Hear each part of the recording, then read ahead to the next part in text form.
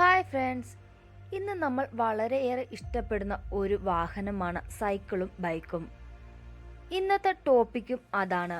നമ്മൾ വളരെയേറെ ഇഷ്ടപ്പെടുന്ന ബൈക്കിൻ്റെയും സൈക്കിളിൻ്റെയും ഹിസ്റ്ററി.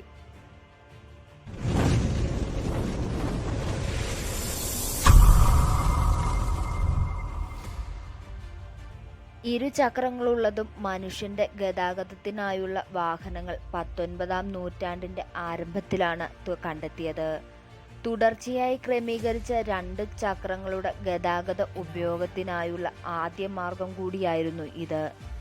സൈക്കിൾ എന്ന പദം 1860-കളിൽ ഫ്രാൻസിൽ ഉപയോഗിച്ചു.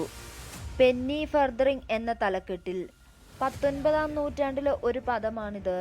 സാധാരണ സൈക്ലിംഗ് എന്താണെന്ന് വിവരിക്കാൻ ഉപയോഗിക്കുന്ന പദമാണിത്.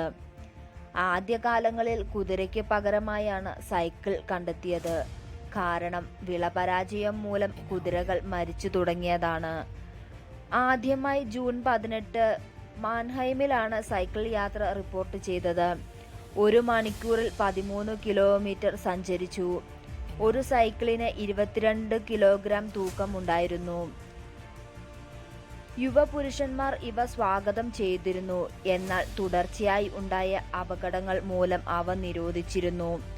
ആദ്യമായി പെഡൽ സൈക്കിൾ കണ്ടുപിടിച്ചത് ജർമ്മൻകാരനായ ഫിലിപ്പ് എന്ന വ്യക്തിയാണ്.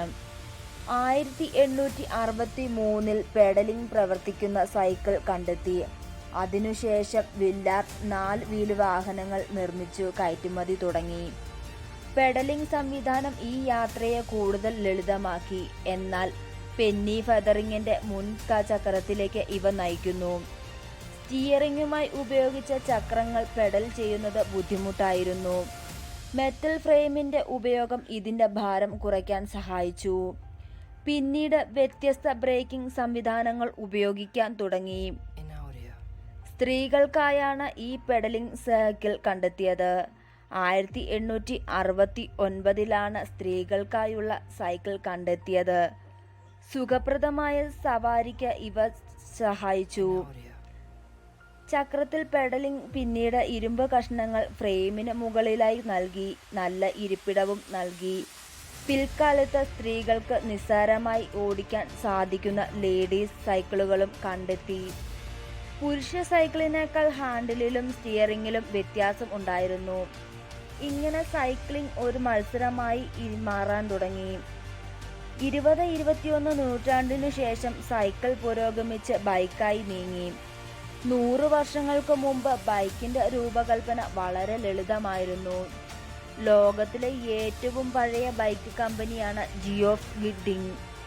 അക്കാലത്ത് ബൈക്ക് വളരെ ലളിതമായിരുന്നു. അതിനാൽ സൈക്കിൾ ഒരൊറ്റ ഗിയർ മാത്രമേ ഉണ്ടായിരുന്നുള്ളൂ.